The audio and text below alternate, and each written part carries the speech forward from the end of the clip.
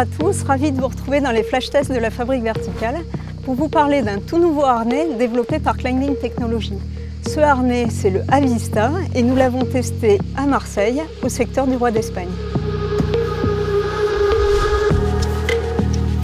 Le Avista de Climbing Technology, c'est un modèle confortable, ultra léger, typé performance. Pas de fioritures, on va à l'essentiel. Mais c'est un essentiel qui est très bien pensé. On connaît peu la marque Climbing Technology pour ses harnais, plutôt pour ses mousquetons et pour son célèbre assureur ClickUp. C'est pourquoi on a eu envie de tester le Avista pour voir comment il se comportait sur le rocher. Extérieurement, ce tout nouveau harnais se présente avec un look assez sobre, sans être austère toutefois. C'est un harnais souple et léger qui, dès l'enfilage, procure une belle sensation de confort. C'est un modèle unisexe, donc sans version femme spécifique. Mais à vrai dire, cette caractéristique ne m'a pas vraiment dérangée. Le Avista est un modèle minimaliste avec une unique boucle de serrage. Je l'ai trouvé un peu raide à mon goût. Par contre, j'ai adoré le système de réglage de la hauteur des cuisses qui peut quasiment s'effectuer à l'aveugle.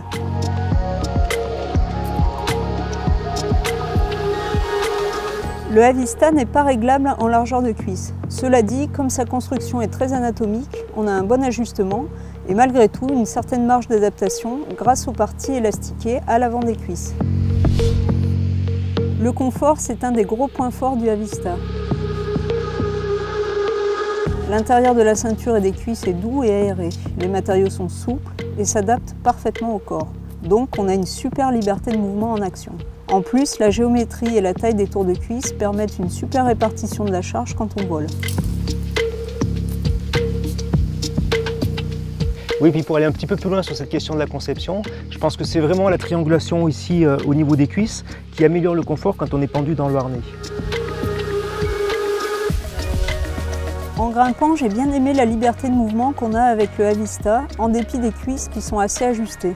En fait, je trouve que la construction globale est bien équilibrée, avec une largeur des cuisses et de la ceinture ni trop large ni trop étroite, qui offre un bon compromis.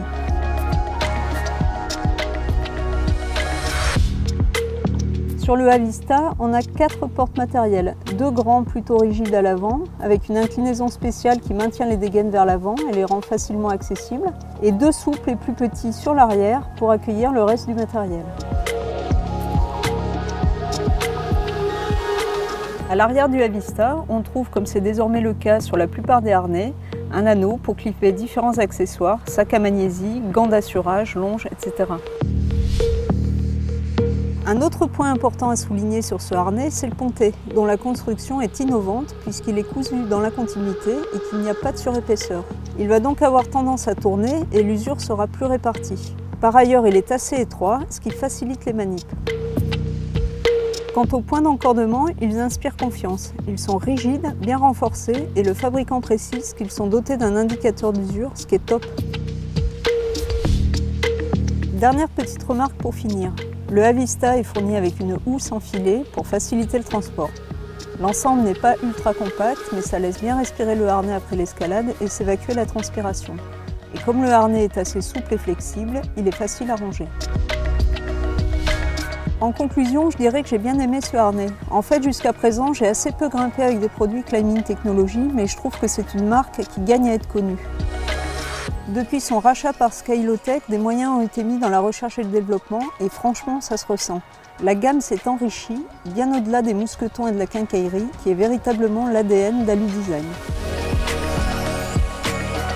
Voilà, merci de nous avoir suivis. Si vous avez des questions, n'hésitez pas à les laisser en commentaire. Quant à moi, je vous dis à très vite pour un prochain flash test de la Fabrique Verticale.